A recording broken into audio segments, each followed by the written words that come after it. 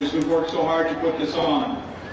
I want to thank Treaty 6 for allowing us to use their traditional lands for this demonstration.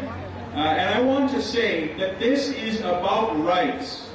This is about treaty rights, and it's about human rights. And when the treaties were signed, there was a recognition of the link between Aboriginal people and the land. And that was written into the treaties and agreed to by the Government of Canada on behalf of all Canadians. So why is the provincial government, through CLAR, violating that agreement?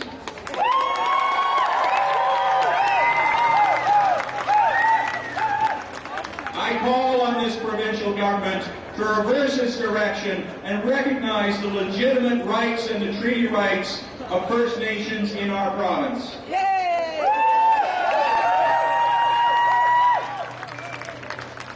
People also have a right not just to land, but to clean water.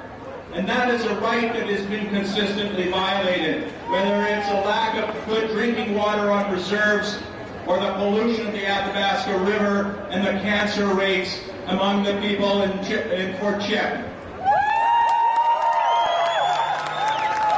We're pledged to provide clean drinking water and to clean up the waters so that people don't get sick from drinking the river or drinking the creek or drinking the well water that they live on and that they depend upon.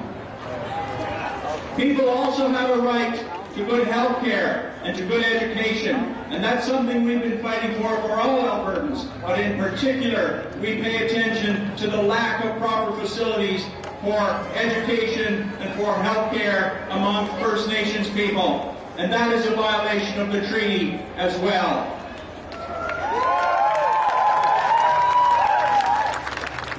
So I want to make sure that everyone understands where Alberta's NDP stands. It stands with you, it stands for human rights, and it stands for the respect of treaty rights in this province and right across the country. Consultation on things that affect First Nations should be mandatory. It should not be optional. It shouldn't be an afterthought. It needs to be something that's first and foremost before any legislation is drafted.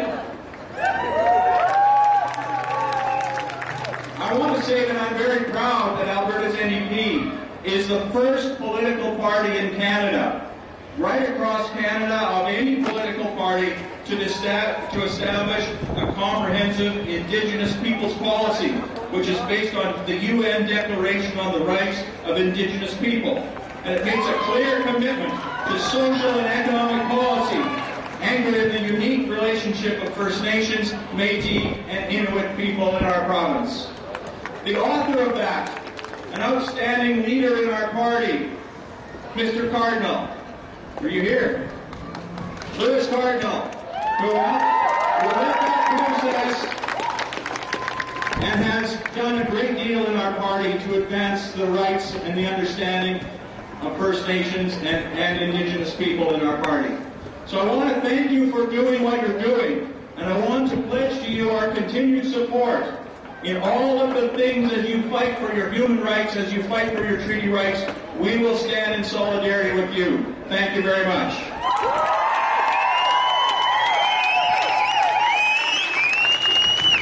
Thank you. Next is Chief James Anderson from the First Nation.